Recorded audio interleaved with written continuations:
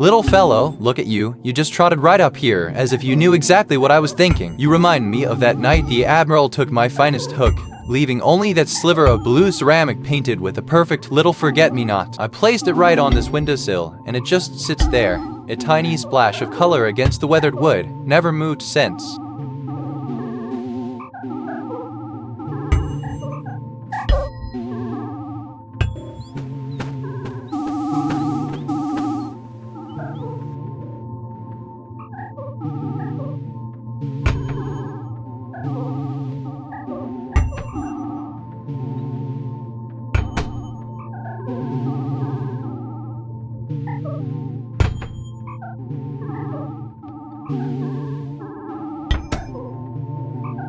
The scent drifting off the tide. It almost smelled like cinnamon rolls baking on a Saturday morning, didn't it? I followed it with my eyes just past the palm grove, imagining the warmth of the oven, before the breeze snatched it away again. It's a cruel trick, this island, promising comfort only to snatch it back into the vast, empty blue.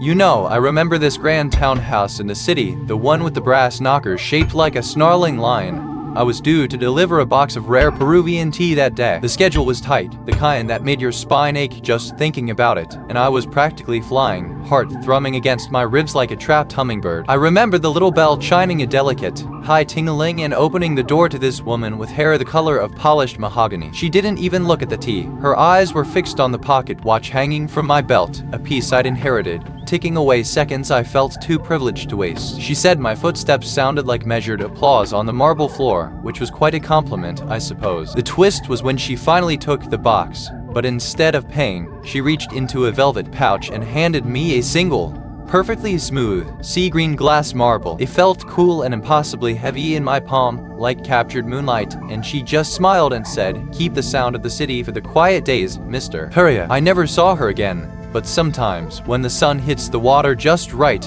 I can almost smell that faint, sweet scent of expensive perfume mixed with salt spray, like a memory I'm supposed to deliver somewhere.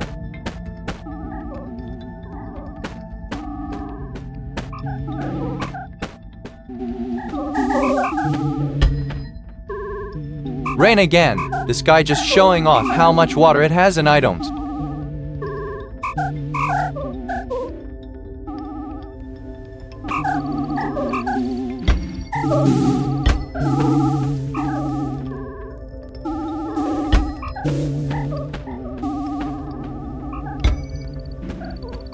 Curious thing, this little scavenger just eyeing me like I owe it a ticket to the mainland zoo.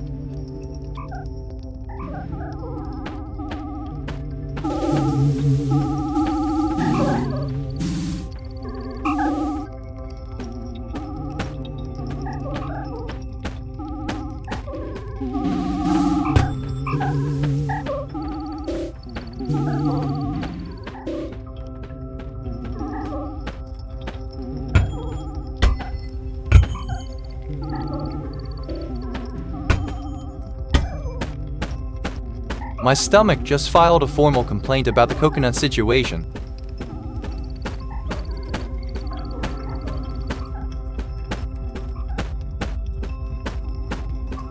By the stars, the very bedrock has clamped its jaw around me, Wilson. I'm trapped in this sedimentary nightmare, like a beetle under a giant thumb. I swear I shall wrestle this very earth until I see solid ground again.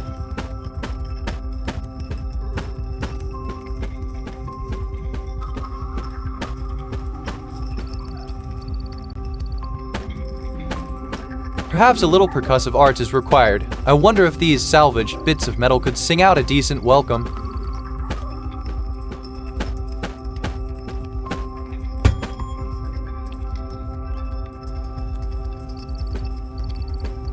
Stars are spilled across the velvet black like handfuls of spilled diamond dust, Wilson. The tide whispers secrets against the reef, a slow, steady sighing rhythm.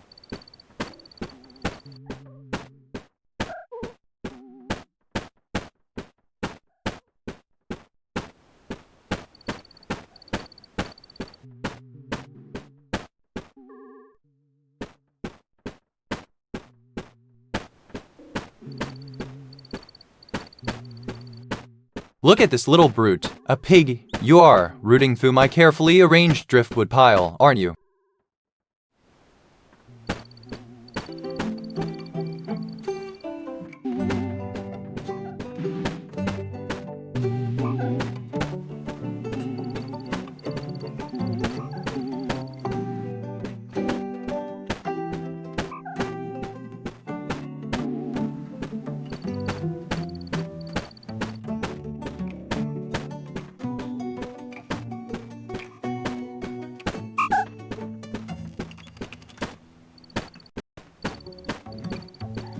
Goat, you little marvel, you've got an air about you, like you know a secret the ocean keeps from the moon.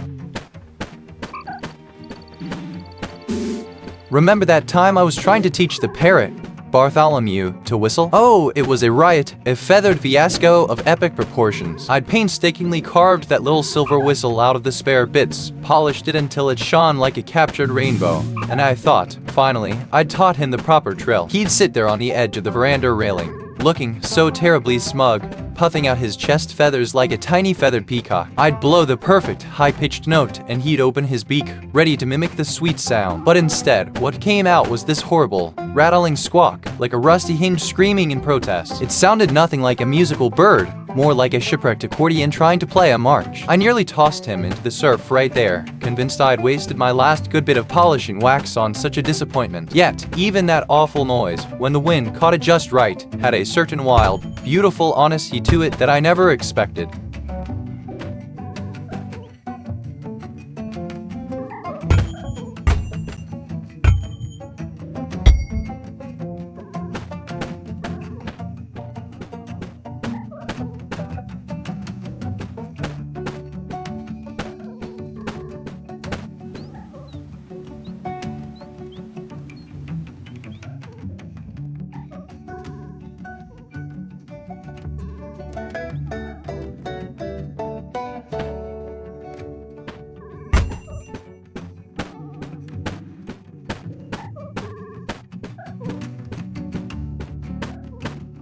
Feathers are twitching at you like little exclamation points. You seem to be assessing my entire existence for tax purposes.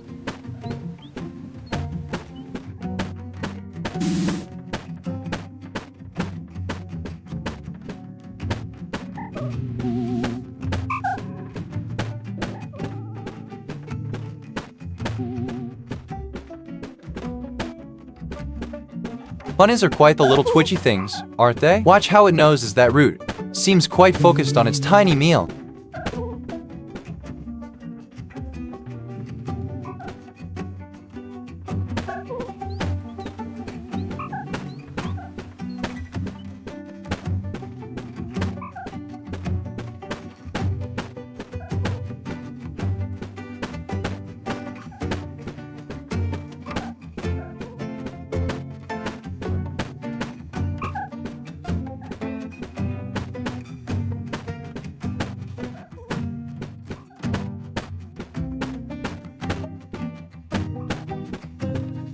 Picture this, Wilson. It was the day I finally decided the island needed a proper pantry, a place to keep the surplus harvest safe from the damp and, more importantly, from the local vermin. I was sketching out the plans in the sand, measuring out the perfect dimensions high enough to catch the sea breeze, but low enough that the weight of the stored goods wouldn't collapse the roof. I kept thinking about how the old stories described these grand granaries, all sturdy beams and oiled cedar, and I imagined the rhythmic thwack of the mallets as I hammered the first post into the damp earth. Clementine, Bless her imaginative heart, she wandered over, her shawl draped around her shoulders like a misplaced cloud, and she kept pointing at the space, murmuring about the perfect window placement for admiring the sunsets. I laughed at her, of course, telling her that this particular structure was meant to hold enough provisions for a proper colony, not just a lovely view. The real kicker, though, was when I finally finished nailing the last piece of roofing slate, and she leaned in close, whispering that the whole place smelled faintly of lavender soap, which was lovely. But then I had to explain, with great dramatic flair, that while I appreciated the suggestion, this particular building was going to smell exclusively of cured fish and dried roots.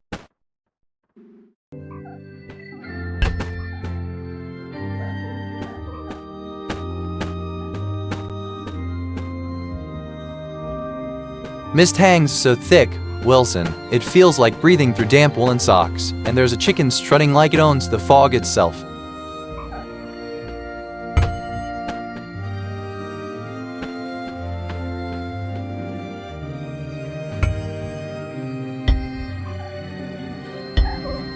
This lookout tower is going to be the grandest beacon, Wilson. I need to see over this haze to chart a proper escape route.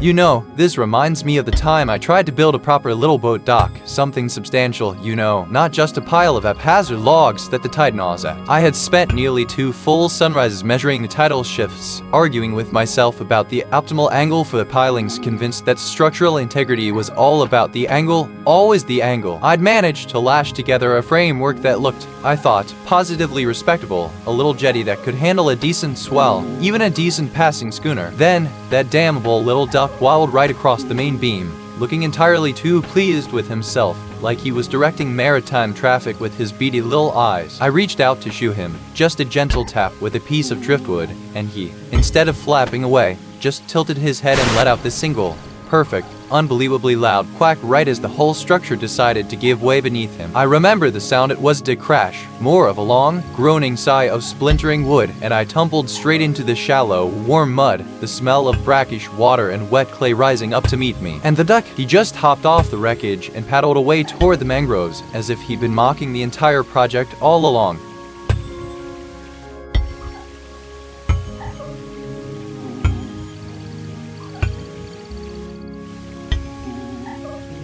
Little creature, you seem rather wedged in there, Wilson. I suppose I'll fetch a digging stick for you.